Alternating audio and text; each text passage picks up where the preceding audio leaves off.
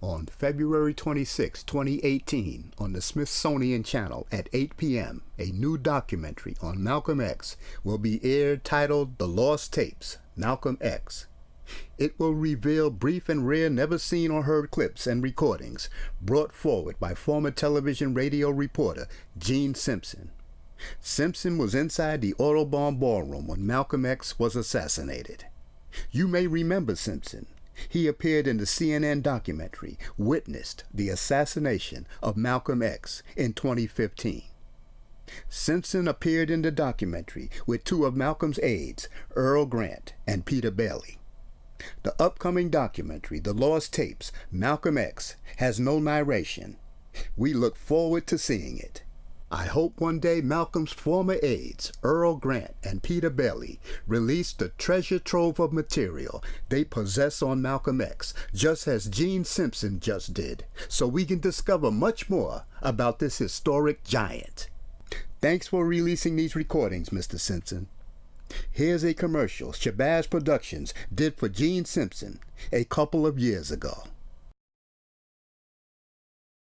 He worked as a New York City newsman during the mid-60s for WMCA Radio.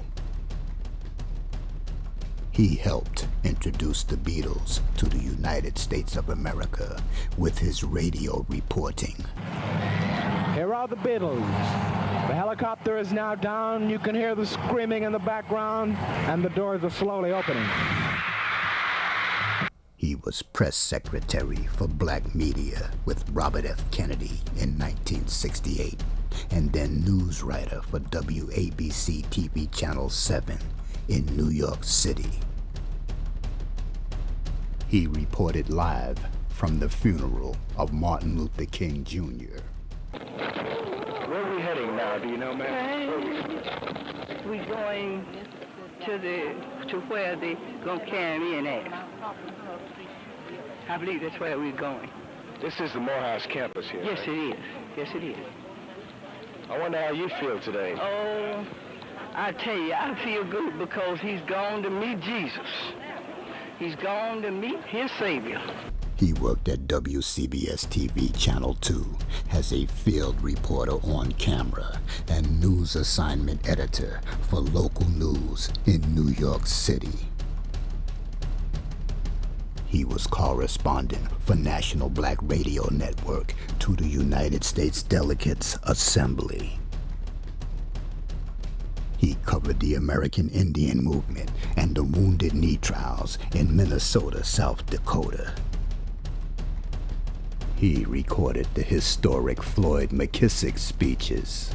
Black folks brought in Newark, black folks in Brooklyn, black folks in New York. That's the way it's gonna be. He's the winner of the John B. Russwurm Award for Excellence in Journalism. He was in the Audubon Ballroom in New York City when Malcolm X was assassinated. Gene, you were I believe you were the only press fan in the auditorium when Malcolm X was shot. Yes, that's correct. I went as an individual. Is that how you happened to get in? Well, today's my day off, and as a reporter, I'm naturally interested in current events. And this being the tense kind of situation in this part of town that it is, I decided that I would attend today, not as a reporter, but as a private citizen. Well, just what happened? You mean when Malcolm was shot, I assume? Exactly. I was sitting in the front row, right in front of Malcolm, in fact, and he came out on the stage. The introductory speaker turned over the platform to him. Gene Simpson was a in-your-face, truth-seeking news reporter. I am at the Audubon Ballroom. Pandemonium is the only word that I can use to describe the scene here. I was sitting in the first row when Malcolm came on the stage and greeted the audience with his traditional salam alaikum, a Muslim greeting. As soon as he said that... Now released from the vaults after being hidden away for 40 years from the public are the Gene Simpson recordings, the complete collection, digitally remastered on compact disc from the original tapes that were all recorded by Gene Simpson himself.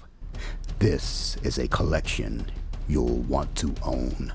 I saw two guys standing up, and the next thing, my next impression, it all happened very rapidly, as you can understand, is of the gunshots.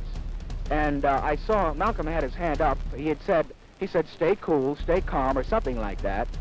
And just then the gunfire went off, and his hand was up. I remember this. I turned around quickly, and the next thing I saw was Malcolm falling back in a dead faint.